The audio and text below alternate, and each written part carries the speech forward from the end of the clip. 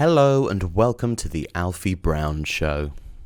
This is me, it's Alfie Brown, and this is the podcast in which I talk for an extended period of time, which, if you like me, will be completely brilliant, I think. You'll love hearing me speak for an extended period of time if you're into hearing me speak. This is how preference and things like that work, isn't it?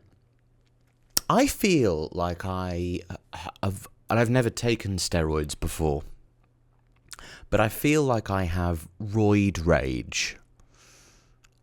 And I don't know whether it's because I feel, I'm not eating.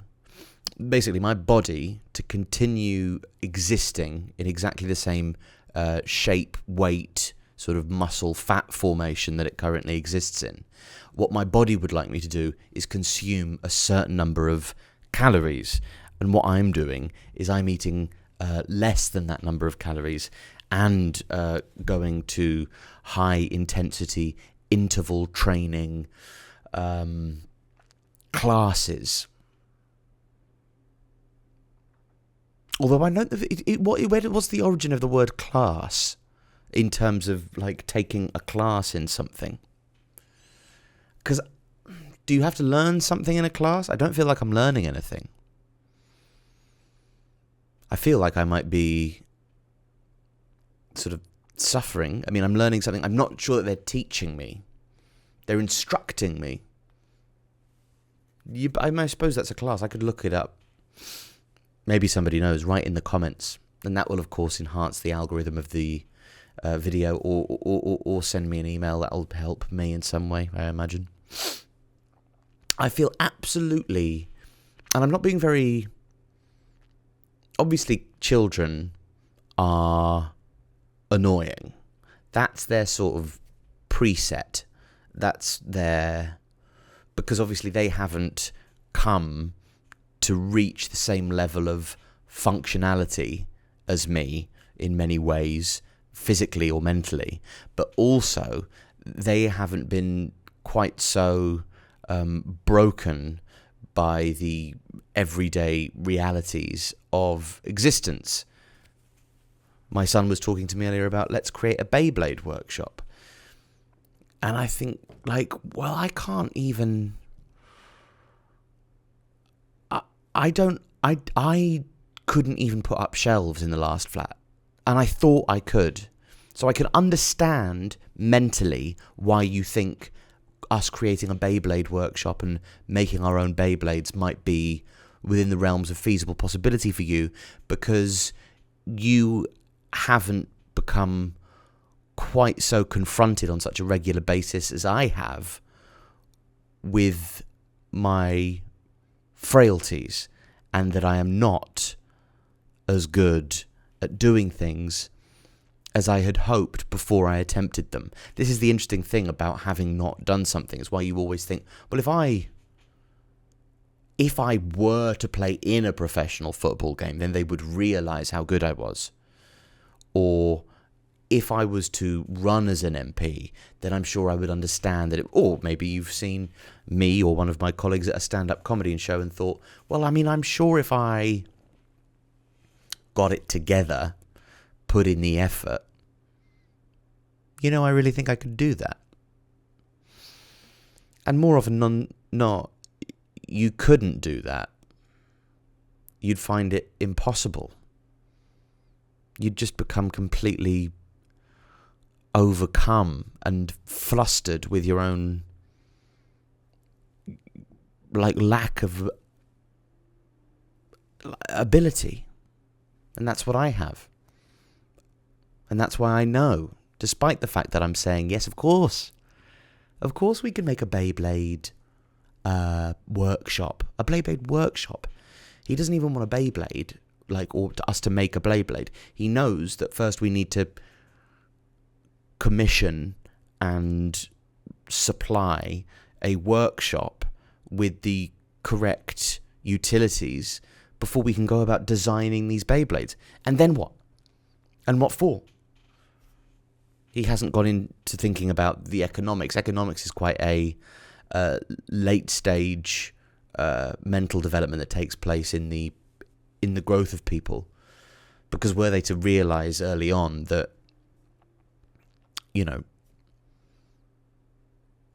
that actually it was really difficult to finance these things, even if you had the wherewithal and it was within your skill range to, change the shape of metal with soldering irons or blowtorches or welding type stuff. Even then, what are you going to do? I was looking on the internet before, Zandcorp Industries, that they will design you your own Beyblade. They've had to take time off for personal reasons. My son doesn't give a fuck about your personal reasons. He wants you to make a Beyblade. He wants to make his own Beyblade. If you are going to take time off in your workshop for personal reasons, then let us move in and we'll start making some Beyblades, for bloody God's sake. The reason why I feel like I've got roid rage, as I mentioned, was me being on this calorie deficit, going to these high-intensity interval training classes. But why? Why would you want to lose weight? I suppose, people say, don't they, that exercise will make you happier and that not drinking will make you happier. And then you get to a point, well, I think I'd be happier I'd be happier depressed. I understand that not drinking and not and starting to exercise would make me happier. But I think I'd be happier if I could just not. I think, oh God, I'm so depressed today. But at least I can have a beer and not do a high intensity interval training course. Hi everybody, welcome to the class today. It's Arse and Abs. They're very sweet people, and this is their life, the pinnacle of their very careers, to come to the high intensity interval training class. And it's a good one as well. It's very expensive. I can't afford it. I bought the passes as a gift. Really kind of fancy. And you see lots of, everybody in there's gorgeous. That's how you know that it's a good high-intensity interval training class, because everybody in there's just incredibly gorgeous. And I'm the one lifting the lightest weights, and I have no shame about that. I have no sense of pride or machismo or, oh, I should be lifting the bigger weights. I don't need to lift the bigger weights, I've read Middlemarch. I don't need to lift big weights. I have strengths in other areas. And I don't know quite how to get over. I feel like my body's in shock, and I feel like I don't know quite how to get over my body. I can feel it like trying to change, and it's obviously quite hard work, much harder work to lose the weight and to gain the muscle, to lose the fat and gain the muscle, than it is to, maintain the way that your body was. Yeah, I'm quite happy like this. I don't want to have to change shape. Stop trying to make me change shape. This involves so much energy and movement of resources, and you've got to breathe out your fat. Did you know that? Did you know that you have to breathe out your fat? When you lose body fat, like your fat in your tits and your gut and your love handles, and then you do enough exercise that it burns enough calories, that you don't eat enough, and then the fat goes, well, we'll start, if you're not going to give us any food, then we'll have to eat the fat then, won't we? Fine, if you're not going to give me any crackers, I'll have to eat myself, your body says. If you're not going to finish the kids' pasta like I want you to, oh look, they've got really nice banana bread. and you're not going to eat it. You're not going to feed me. So I'm going to have to tuck into your back fat, am I, for a meal? And I'm supposed to be happy about this. No wonder I feel livid. My body's angry with me. So you've done all those chest. I only found out the other day that they weren't called Chesterfield burpees. They're obviously called chest to floor burpees. That's what a exercise novice I am. I'm doing chest to floor burpees, and my body is eating my back fat, and I'm not getting any snacks. So I can my breath. I can just feel my breath stinking.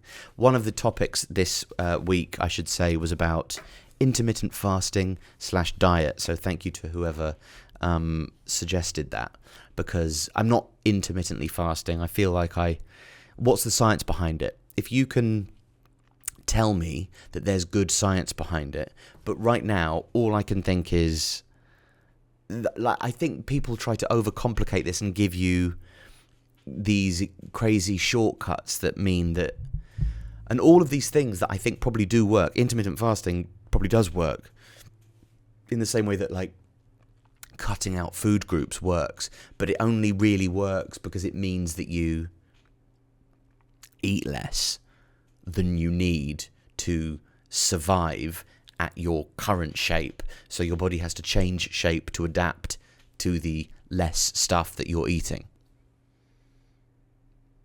You have to adapt to what you are doing and what you want the body to become. So I did do intermittent fasting where I would eat I don't like eating in the morning anyway. I don't like breakfast.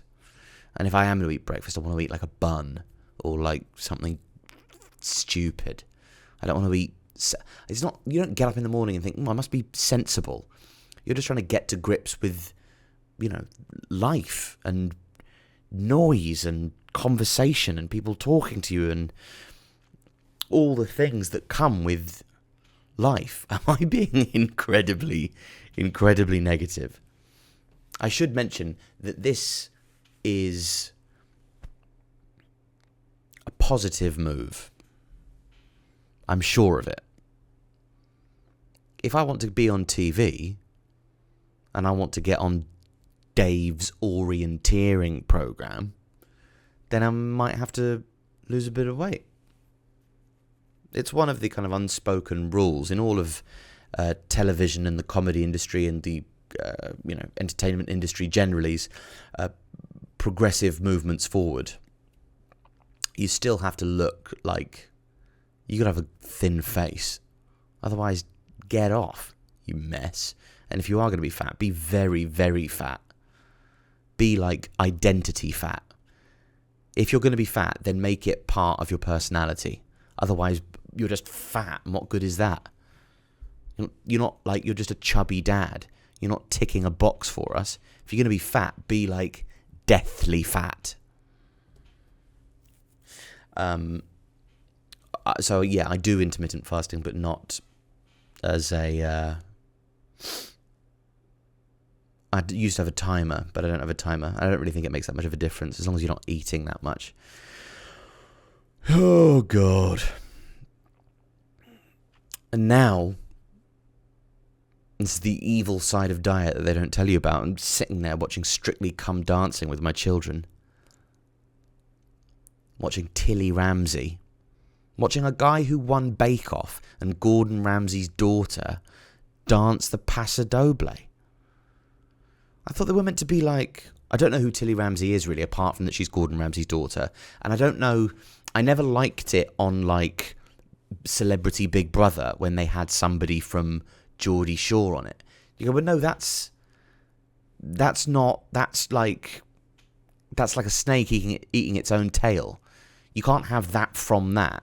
So you can't have Strictly Come Dancing from Bake Off, because they're not legitimate. That's not... If they've, like, crossed over... Maybe he did cross over. Maybe I just don't know about him, whoever he is. John or Johannes. I don't know which one's which.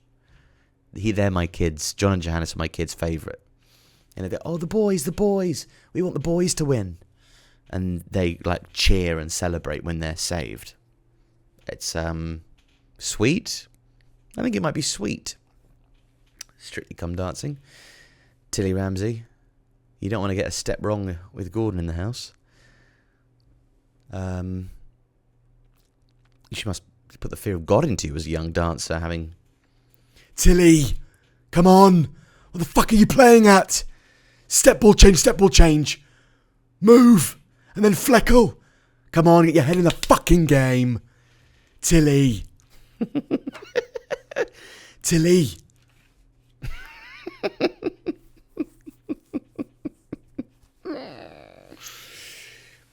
I was just so impatient and so horrible. And there's nothing worse as a father. This is something Gordon Ramsay probably... Jesus Christ. I was just horrible to Tilly. Oh my God. It's something when you realise, oh God, I was just not a very nice parent, I think. I think I might have been a bit of a dick to my children. Who, granted, that's what I was talking about earlier. They're irritating. That's their preset. But it's not their fault. Some children are more irritating than others. And I've now experienced a couple of my children's play dates. And some of them have been very pleasant. And some of them have been very unpleasant people. I don't know how much experience the viewers or the listeners you lot have with meeting children, but sometimes you can just tell that this is off. This is not a good kid. And it's like, sometimes you can just tell from from the dough if you're going to make good bread. And this is bad dough that squawks and squeals and interferes and prods and doesn't ask before it saunters into your kitchen and picks up your fruit roll-ups, or the sort of healthy fruit roll-ups, not like chemical American fruit roll-ups, the health fruit roll-ups, if such a thing exists. And get out my fucking kitchen. But sometimes they're very pleasant and charming. Never as charming as your children.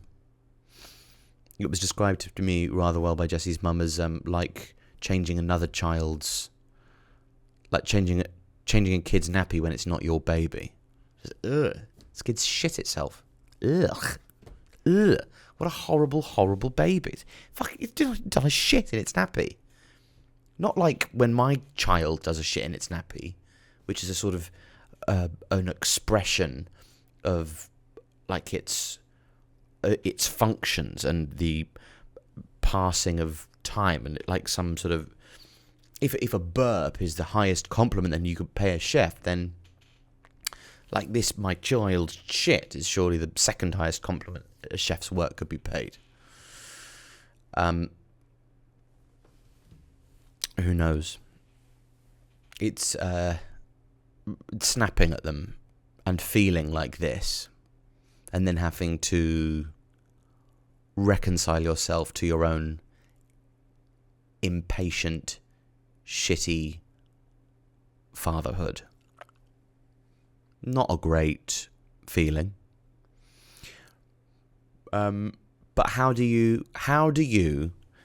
A, give it up, just drink and eat buns like you want, and then perhaps not exercise, and then just like, move into, just resign yourself. Basically, I realised at 35 years old, I was at a crossroads where I was either going to become like a fat dad, like an out of shape, sort of dad shaped, like dad bod, like but in a bad way.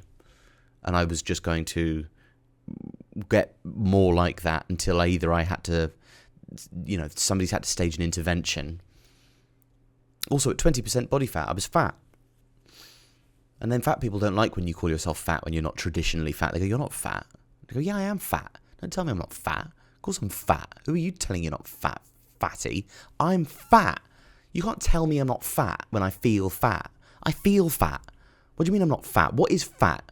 Who made you the arbiter of all fucking red lines on where fat was and where it wasn't? Huh? I feel fat. I have a 20% body fat percentage. A fifth of me is fat.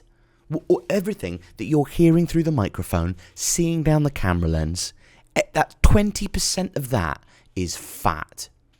And you want to tell me I'm not fat? I'm less of me. There's less brain than there is fat. There's less bones. I assume there's less bones than there is fat. Hard to think of any one thing there is of me which there is more of than fat. Am I mainly... Maybe that's what you have to be fat. You have to be mainly fat. Like more fat than anything else. And I wonder if I'm like above 20%. Like if there was like a vote for leader of my body and fat ran and it got 20% of the votes, would anything else get higher than 20% and become leader of my body? Or am I led by my fat? And if so, I think I should qualify and be allowed to call myself fat. But again, I don't know how much. Aren't we like 80% water? But that doesn't count because nobody ever says, well, I'm water. Because fat is water, so that doesn't count. That definitely doesn't count. Everything is water, weirdly. Thales of Miletus said that water was the arche. Said that water was the centre of everything. And then everybody went, oh, thank you. He was the first philosopher, though. Very first one. So you can't really go... If you want this philosophy thing to catch on, you're going to have to do better than that, Thales, I'm afraid. Water is everything, is it? Well, what are we going to do with that? Drink more water? Go for... What do you want us to do? I don't understand how we apply that information. Water is the centre of everything. Cool. And I talk to my... We'll come back to Thales of Miletus. I talk to my daughter and my son in quite a... And I always have done in quite an adult way. Because I think that'll help them develop faster. Like if I'm going, mate, you need to not do that. Otherwise, mate, stop. No. No, don't draw on the walls. It's just a bad idea. Because then the wall's got colouring on it. So, just don't... Do you know what I mean? Just don't do it. Rather than going, hey, now, you know what we need to do? All that baby talk made me so irritated especially when they're a baby. Like, you're talking like the baby, like the newborn baby, like a baby for yourself. That's not for the baby. That's not helping the baby. The baby can't really see you, doesn't know who you are. Everything is in black and white, and their ears is just still underwater because they've got so much... They're still full of, like, cervical mucus in their ear canal, so it's all...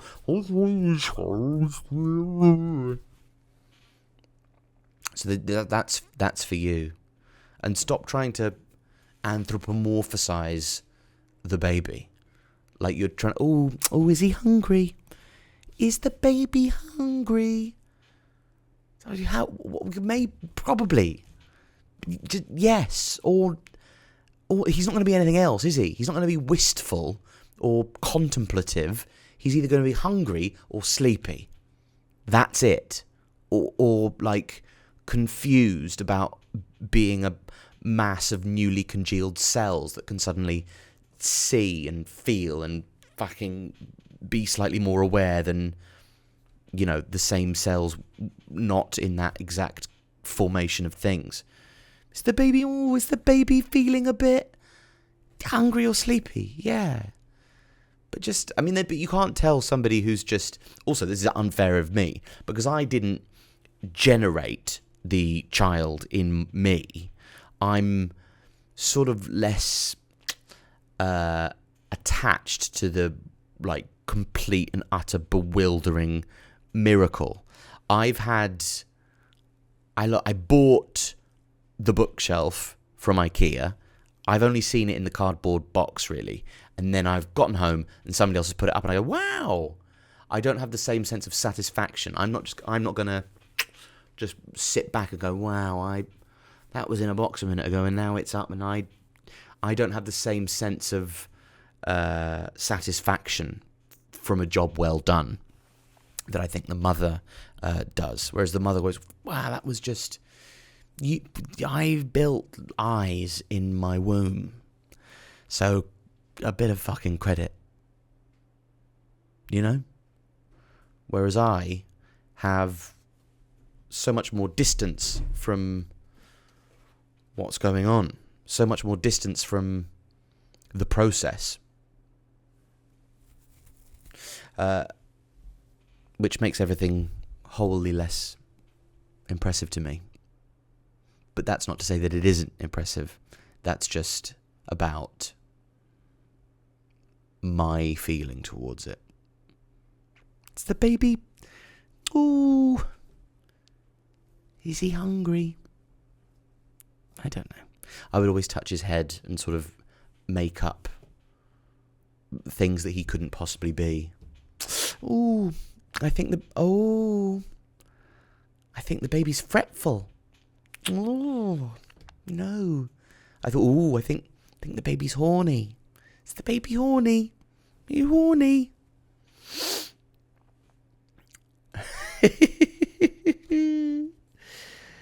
Horny. Don't call a baby horny.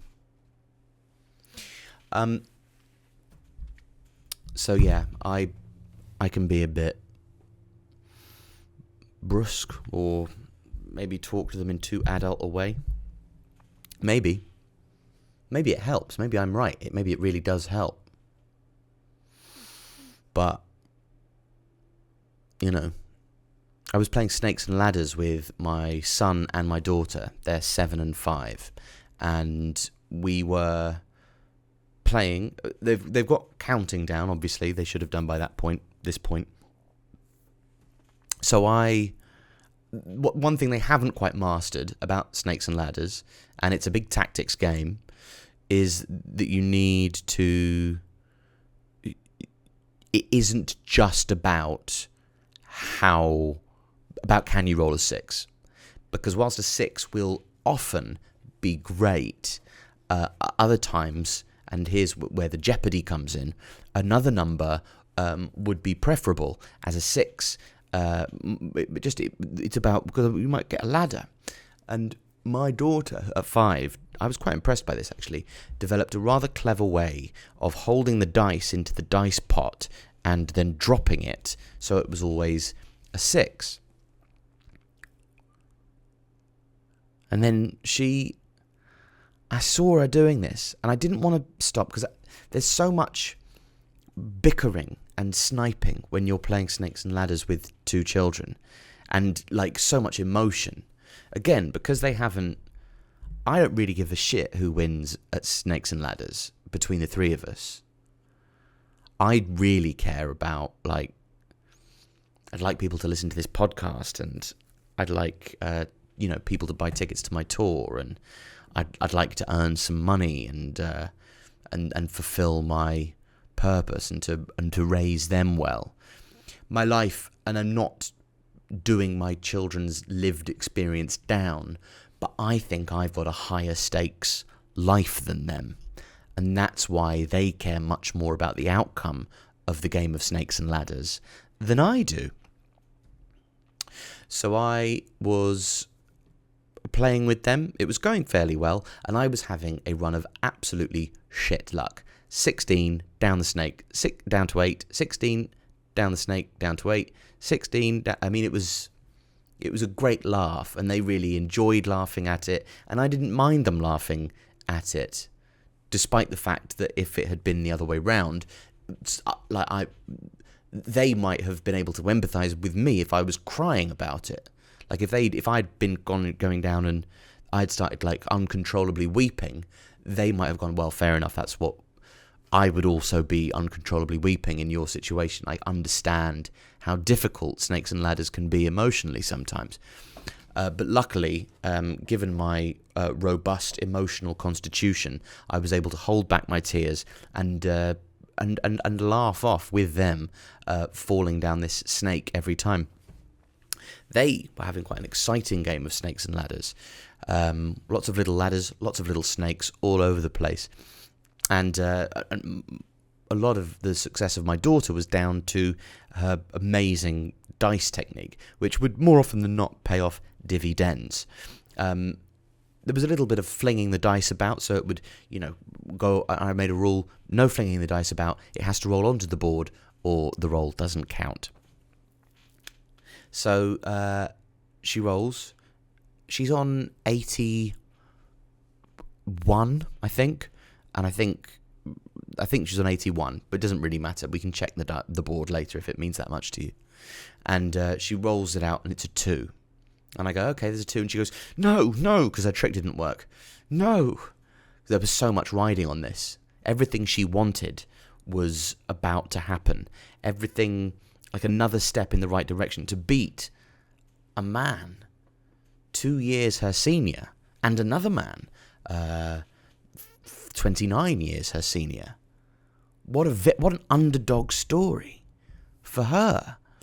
She couldn't bear the idea of this not coming to fruition. So she goes, no, please, I need this. I need to do it again. I go, okay, you had a 2, do it again. If you really want a 6, do it again. She's gotten a 2. I've seen the 2. Donnie's seen the 2. And I go, no, let her roll again. Donnie goes, Daddy, you're cheating. You're letting her cheat. What are you doing? You're letting her cheat. And I go, hey, shh. Everything's going to be all right. Okay, Donnie? Margot rolls her 6. And 1, 2, 3, 4, 5, 6, 87. She goes down the biggest snake in the board. And it's like, the grief and chaos and horror that you see unravel, like somebody has just unpicked all the ligaments in her face and they've contorted and gone red and formed this grizzled horror depicted on this tiny child's face, like the worst thing. This is the sort of horror that you don't see, like, when you see like a bomb go off and then there's like a dad and the child going, oh no, look, it's my dad, he's been bombed. This is the sort of shape. This is what we talk about when we talk about like white privilege, is the privilege of young white children to be crying over going down a large snake in Snakes and Ladders, and not the torment that they're subjected to given incredibly unfortunate geopolitical circumstances. And I went, 6 isn't always good, is it? Sometimes you don't want a 6, do you? She said, no. I said, would you like the 2? And she said, yes. And I said, see, that's why we don't cheat. And then Donnie said, well, you just have to cheat well. And I went, that's fair, actually.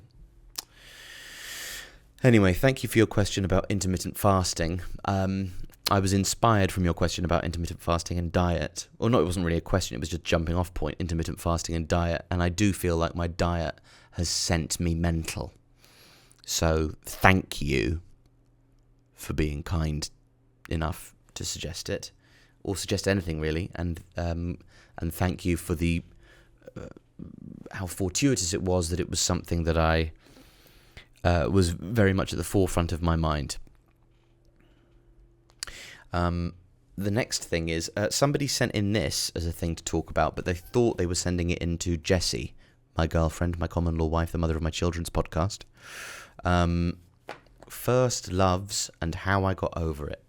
And I thought, well, that's a nice thing to send into a podcast that you like, given that a lot of the things that I'd been sent in were things like your favourite poo and worst place you've ever shat yourself and things like that. I thought, well, there's a better there's a really nice class of question that Jessie receives, and I don't know why everybody might be so interested in her first love experience and how she got over it.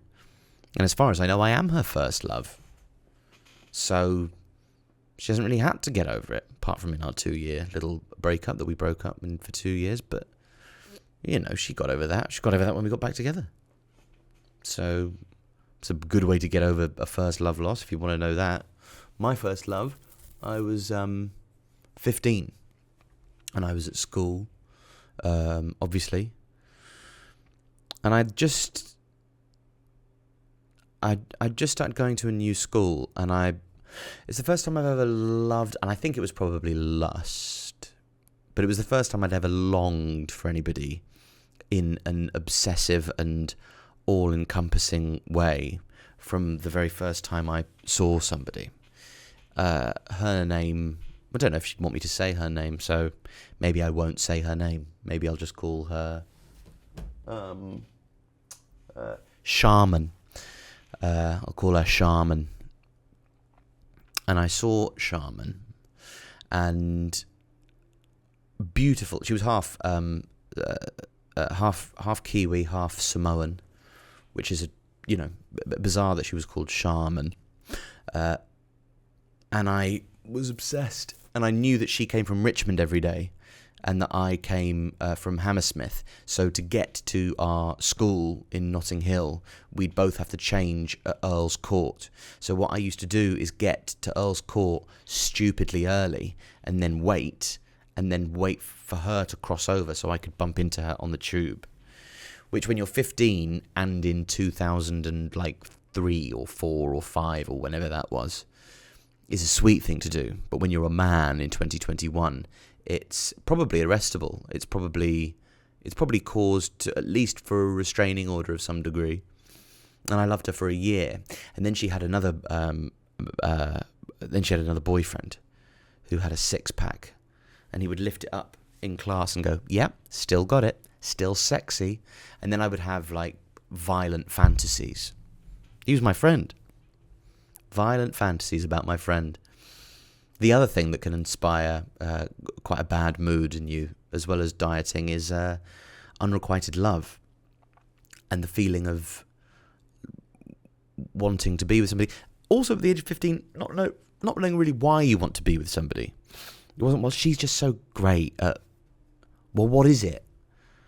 She's just so well read, and she has such a kind demeanor, and she's very engaged in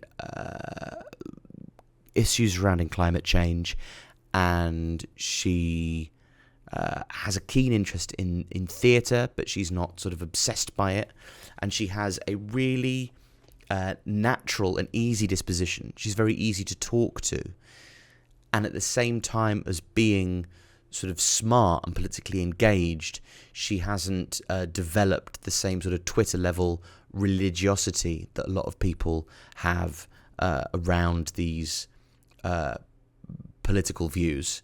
And she has a wonderful ability to be forthright and state her case, but at the same time change her mind and see things from other people's point of view. She's incredibly and unerringly sensitive and intelligent. I didn't think any of that. I just thought she's beautiful and has wonderful freckles.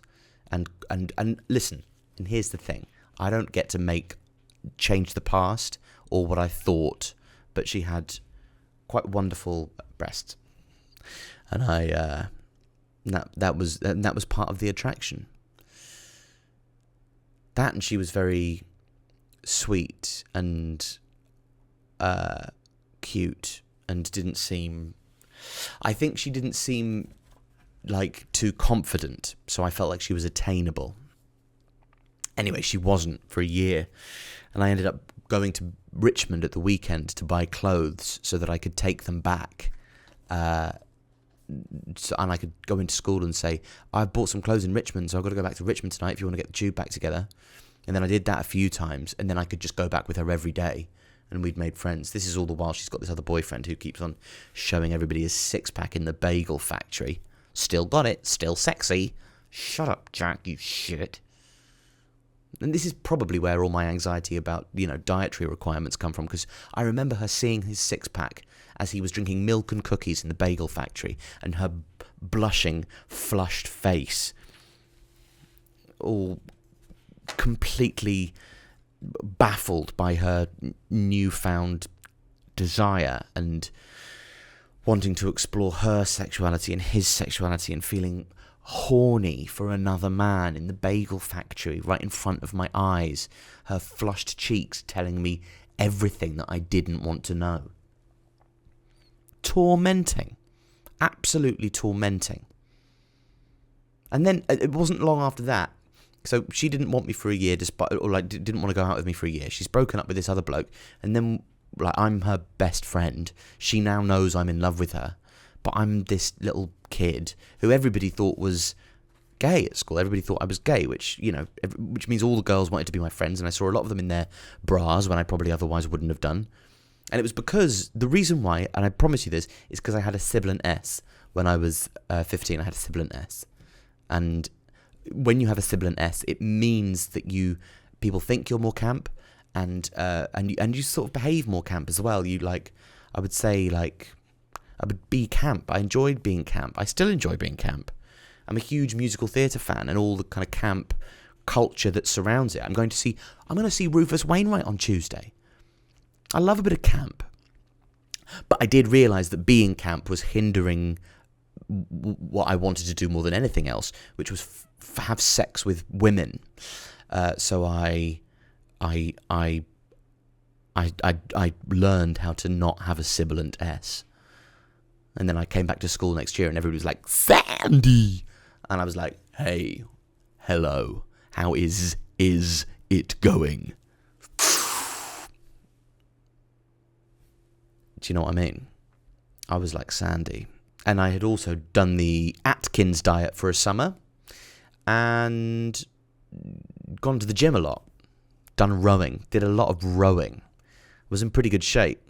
Just an in-shape straight guy when I came back to school, and everybody was like, oh my God, Alfie, you saw me in my bra last year. What the hell are you doing coming back straight? This is ridiculous. I feel betrayed. And I had betrayed them. And we went out for what seemed like a year, but I think was actually 2 months. She was finally into it. We first kissed at a house party in Dartford in Kent. And I was so nervous that it was a shit kiss. And I was very on some smoking. I'm not sure about the YouTube rules and demonetization, but I was feeling very odd because I had been smoking. And I remember the swirling, turgid tongue. Her turgid tongue swirling in my mouth and my turgid tongue swirling in hers. This isn't a good kiss. But it was a good kiss because it emblemized triumph. It wasn't a good kiss because it wasn't what you want a kiss to be. But at that point, touch tongues with anybody and it's quite sexy. So you can't. What are you going to do, And I loved it. And that was that. For about the next 2 months, we were together. And then she fancied another boy, a graffiti artist, and that broke my heart. And then I would go and sit in a field in the rain, crying. And I wrote a lot of songs. I've still got them down there in a little notebook. Wrote a lot of songs. I think one was called Sweet Poison in My Mind, which, isn't the most embarrassing thing in the world to write as a 16-year-old, a heartbroken 16-year-old. People who write shit lyrics it's quite a good hack lyric thing. Sweet poison. Ooh, it's sweet. Yum. But ooh, poison. Ugh. Like, ooh, what a clever lyric to write as a 16-year-old. A lot of people when they're also writing lyrics when they're that old, they call about fall from grace. People are obsessed in lyrics about falling from, well, I fell from grace. And, oh, that sounds good. But it isn't good. It's commonplace and meaningless. And anybody who talks about falling from grace or sweet nastiness is just rubbish. That's rubbish. Sweet, yum. Nasty, yuck. Oh, sweet, nasty girl. Sweet, nasty girl's quite good. That's quite good. I should still be writing songs, to be completely honest with you all. Anyway, she got over it because she is now married. She's in a happy relationship with a woman whose called Kira. Shaman and Kira are now very happy. I believe they're still very happy. I don't know. They're not on social media, so I imagine they're really, really happy. I got over it just owing to, how time erodes away even the most stubborn emotional preferences, emotional attachments. There we go. Next thing to talk about. Are star signs bullshit or legit? It's an interesting question. I would say, are star signs bullshit or legit? They are both, really, aren't they? More bullshit, obviously. But, if you wanted to get into quite an obtuse conversation about what constitutes bullshit and what constitutes legitimate, I suppose inside the parameters which we have as a society decided what we will call things by bullshit and what we will call things legitimate, they are legitimate. They are bullshit. They are not legitimate. They are sometimes appropriate or accurate, I suppose. But the way in which they're accurate is probably, and it probably speaks to a damage that exists elsewhere as well. Because what you'll get when you get star signs is you get things that are vague enough to come true, but specific enough so that you go, ooh, me. And you see that essentially everywhere. That's for marketing, or for anybody who works in the entertainment industry, like, oh, this is for you, but you could be anybody. You really doesn't matter who you are. You are the nondescript, whoever you are. That's, you could be anybody. But you're you. Never forget that you're you. Because everybody who falls for like a advert that goes, hey, you're you, you're brilliant. You go, oh, I am, aren't I? I've loved hearing that. Then you're nobody, really. It's the people who go, oh, that's bollocks, isn't it? They go, then you might be somebody with some faculty that exists beyond just the ingestion of pure shit. Which is what people who like star signs are. People who are born without the faculty that prevents them from ingesting pure shit. And it's an ingenious thing, because you go, I think in a few weeks' time, somebody is going to say something to you that really means the world. And because of some planets elsewhere, there are going to be another really nice dinners in store that you'll eat, and then you'll feel full. And you go, oh, okay, I'll look out for all of that stuff. Thank you, whoever wrote that. And they're fine, because it's just, I think it feels like it's a bit of fun. And it's, because it is completely berserk and completely, it's a nonsense. I think the ancient Greeks basically got a map of the sky, drew a line from the Earth to the sun, and then turned the Earth so the sun would be in a different place, so followed the line around, and then the line goes through different stars depending on what time of year it is, and then that is what you are in terms of that and that's what's going to happen to you. Or that means that you're either a bit like bolshy or precocious, or you're confident, or you're naive, and the thing is that everybody is some of these things that we attribute to all of these star signs in to a lesser or greater extent. And this is the thing that they use in the Diagnostic and Statistical Manual of Mental Disorders, which is the menu that the psychiatrists look through to decide which mental disorder you have. And each time the American Institute of Psychiatrists get together to add new things to the book, they all so caffeine addiction is in there, or adolescent rebellion disorder is in there. So I just don't think you can say to a teenager that you've got a mental disorder. So you're just any teenager, aren't you? So you say to a parent, is your child a teenager? And are they sometimes a bit moody and not exactly liking your way of doing things? Yes, they are. I'm afraid that's adolescent rebellion disorder, and not just my teenagers are shit because my teenagers are shit. How could it possibly be any more complicated than that?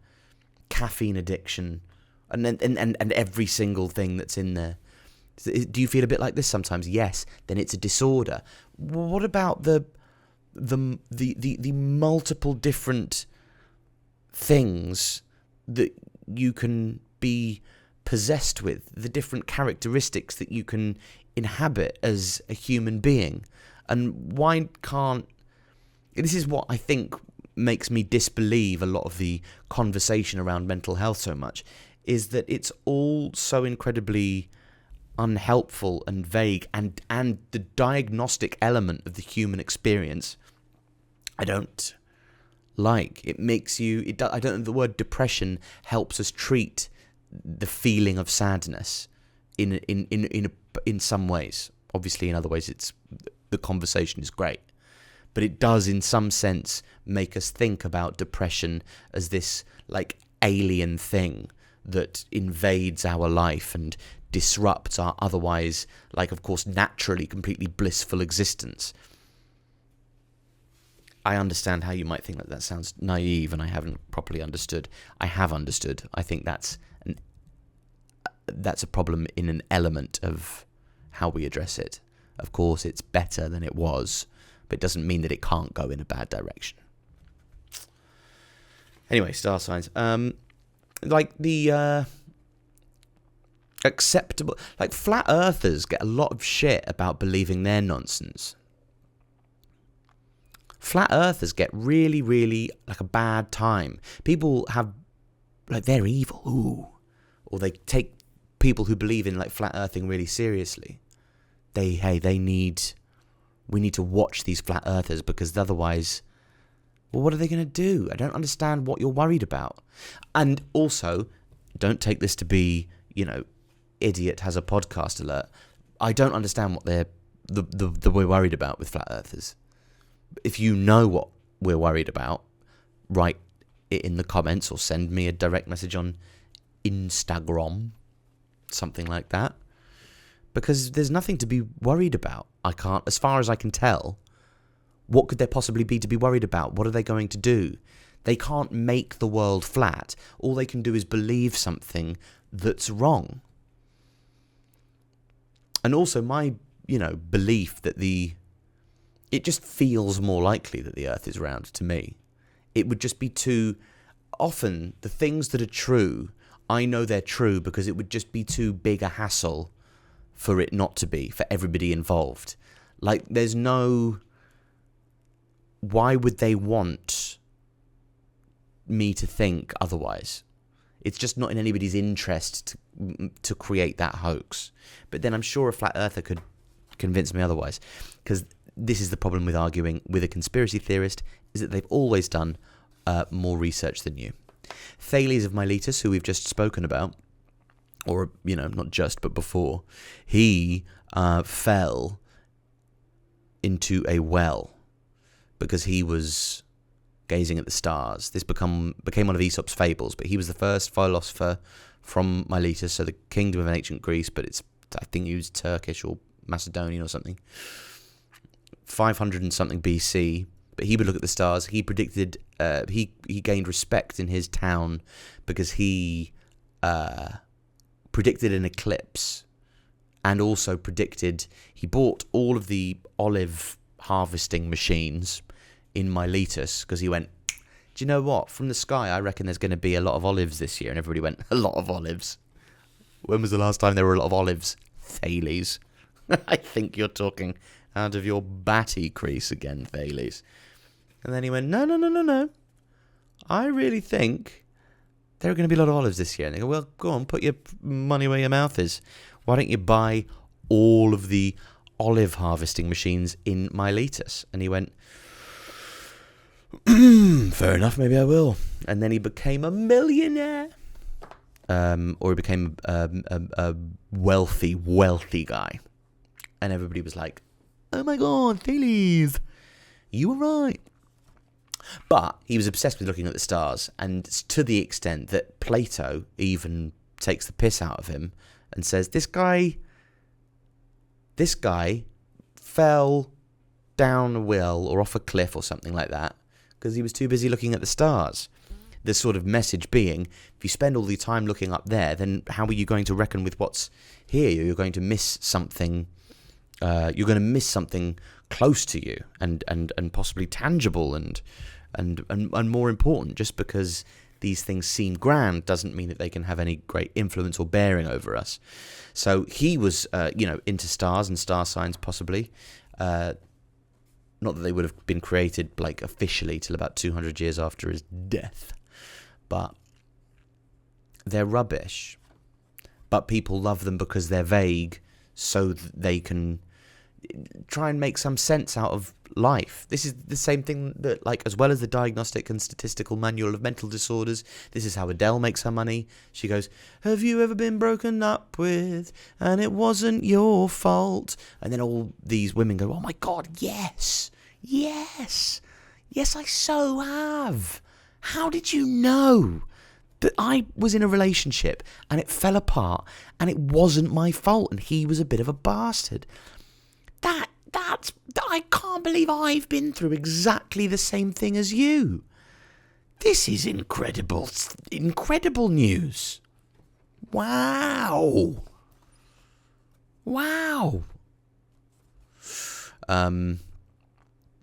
So yeah, they're rubbish. Another topic that we had for this week, Zach Braff and Florence Pugh. Now, I have a sneaking suspicion that the author of this request would like me to meet some judgment on Zach Braff and not Florence Pugh, probably. She probably escapes without being judged for her relationship with an older man. But just who knows? Who's got the time to unpick? Like, I know it feels like, oh, I wonder if Zach Braff's a bit weird. And you go, well, yeah, Zach Braff probably is a bit weird. And I just don't think that being in a consensual relationship with a 23-year-old girl when you're 44, it's like, it's not great, but like, it's not going to ruin her life any more than if she was in a relationship with some 23-year-old or 20. Like, it's I can remember being 23. I wasn't completely void of choice or my, sense of reason or who I was or my human autonomy. I wasn't an idiot waiting to be completely. I had some wherewithal, and a lot of the women that I knew did as well, and some of the women dated older men, and it was And some of the time they'd go, oh, that was a bit weird. I don't really know why I did that. And some of them then carried on doing it in later life and liked it.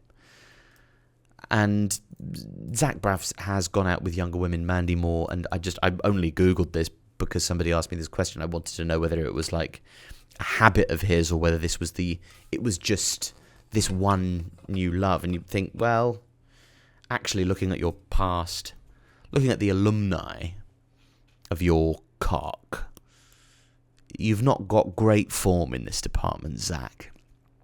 But, you know, maybe you make a really lovely boyfriend and maybe you're really nice. And maybe it is a bit weird and not exactly how we'd like things to be that you like to date younger women.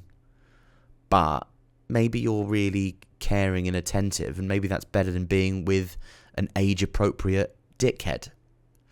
I just find it really hard to care about these sorts of things without knowing the ins and outs of what the actual situation with Zach Braff and Florence Pugh is. Now, you could tell me that maybe he sent her an email about wanting to drink her blood or something, like that other bloke, like the twins from Social Network, or what's his name, the guy who eats a peach like it's a bum hole in Call Me by Your Name. Do you want to eat a peach? It's like a bum hole, isn't it?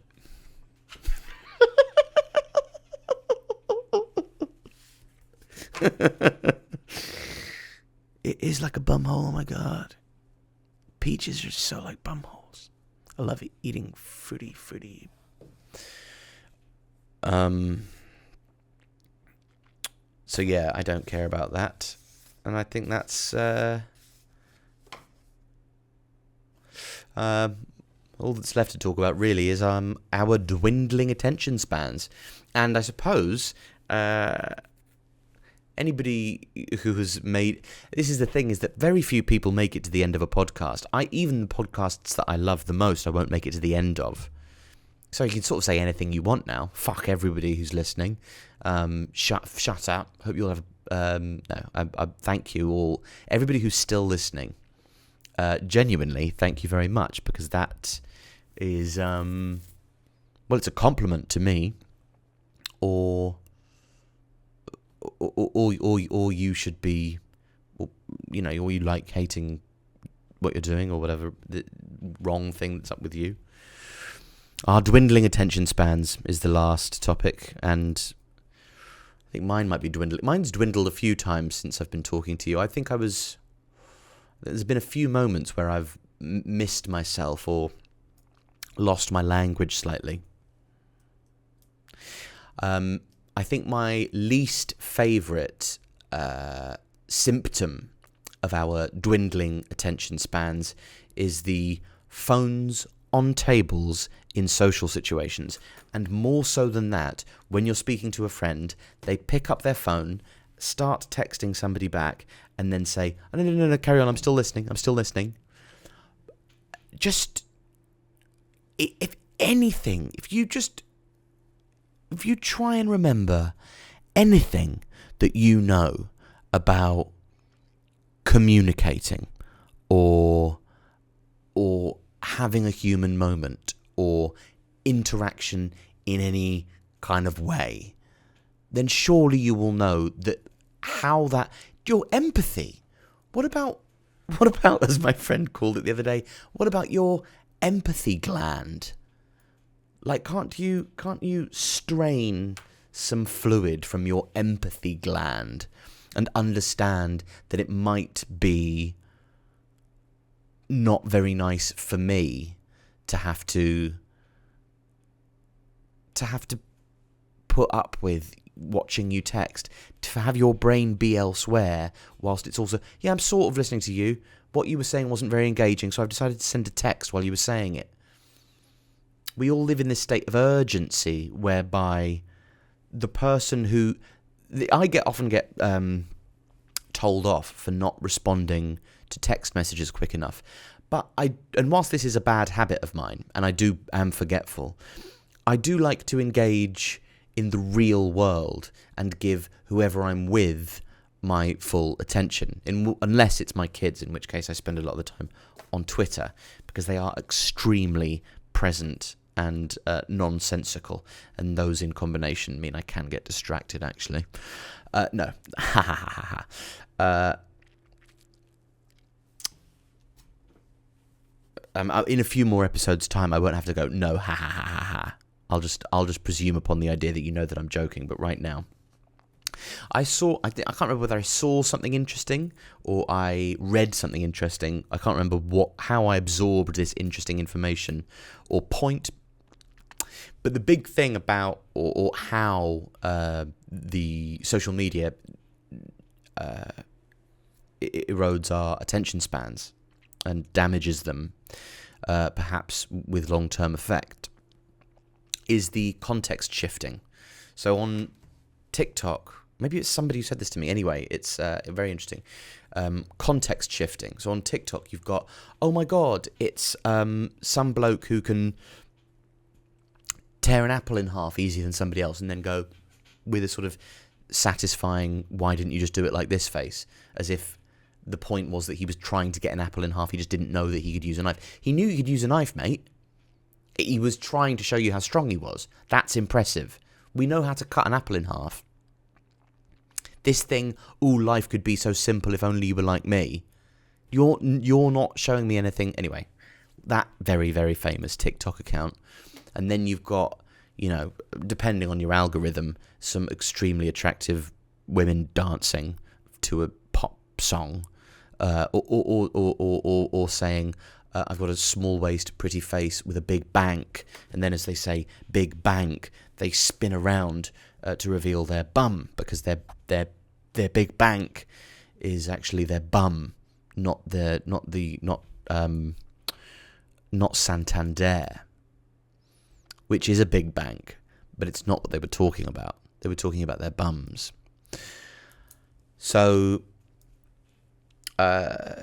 seeing all of these different environments, and then also like on Instagram, being able to, I'm in this person's life, and then I'm in this person's life, and then I'm in this person's life, shifting from the context of one, like having a little window into the daily experience of a human being who otherwise you wouldn't know, and knowing all the inner workings and ongoings, and or at least the presented ongoings of a relative acquaintance's life or a celebrity's, is just kind of befuddling, and it doesn't let you alone with your own thoughts. It doesn't let you alone with yourself to think and digest how you...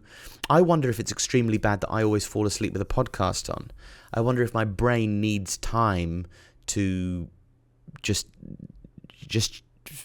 fart out all of its like leftover brain bits from the day. Like, you forgot to do that, and you thought about...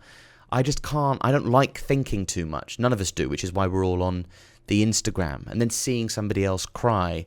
And then the other awful thing, as I experienced last week, and I'll experience in tomorrow, a couple of days, whenever it is the endorphins from creating something and releasing something onto social media. And every single one of you who watched it, and every single one of you who liked the video, commented, likes on Instagram, it's endorphins. It's huge amounts of endorphins for me. It's such a surge and such a sense of exquisite validation that I'm thinking, well, how can I get more next time? Well, I can make the thumbnail a bit nicer, but that's for damn sure. And maybe if I was talking about something that was trending, so I could look at what was trending, and you start to corrupt your own authenticity with the cravings of the digital world, so that you can be more attractive to it, which is in a sense completely dishonest, and why we're all miserable looking at each other and our inauthentic presentations of our lives. So you mustn't pander to the algorithm or what's trending. This whole thing is much more healthy for all of us if we manage to be honest. But that doesn't mean taking a picture of yourself when you're depressed, crying and going... Like, trying to be honest through this is an extreme skill, and it's not accessible to everybody immediately. The whole taking a picture of yourself crying or having a difficult time, I don't, I really don't see how that's any good at all. Because those likes that come back to you, you're associating taking the picture of yourself crying with a surge of endorphins that come from these people, this meaningless and completely sterile interaction, this sterile show of support that ultimately can't soothe you or be there for you, but it encourages you. It encourages this sort of negative pattern of behavior whereby you'll keep on sharing this devastation to the internet, because then you get more endorphins and you associate the sharing of the most negative and most worst aspects of your life with this surge that you feel that you can't quite understand. And it's not, I mean, you could argue to me that it is healthy, but I don't think I'd believe you in a hurry. And I mean, I don't know, it depends on the evidence you had, I suppose, if you can have evidence for that sort of thing. It's it perverts us all.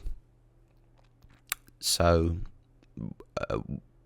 that's what I quite like about YouTube, is it seems like, in a sense, it might be quite malleable, or at least it might be the social media platform that is most permitting of our honest selves. And I know that it still has an algorithm, and I know that in the thumbnail you have to go as a face and then put oh my god, what did I just do with this £50,000 and my granddad? And that's what you have to make all of the titles for everything, which I will now make the title for this. And that will be the thumbnail. But it is... this is so new that it would be amazing if we've learned how to be authentic yet. I've been doing stand-up for 15 years, and I still catch myself performance. That's the magic of stand-up, is it's learning how to be truly honest and truly authentic and give an idea of your most conversational and real self, and help your ideas move through this honest, most honest communication. That's why a lot of comedians who script their work and learn it and then recite it is just not stand-up to me, because you're not having a human engagement with the audience. You're not trying to respond to them like they're responding to you. It's just it's a one-person play, isn't it? So let's all like the video. Let's all subscribe to my channel. Let's all rate it on iTunes. Let's all post this on social media. Let's all subscribe, post it on social media, and do everything. Let's try and completely ruin everything I've just been talking about for the last couple of minutes. Hey, I hope you have a great week, everybody, and I hope you like this podcast. It's the Alfie Brown Show. If there's anything else you'd like me to talk about or address, then please DM me on Instagram, Alfie Brown Comedian. Thanks so much for listening. You have a great week.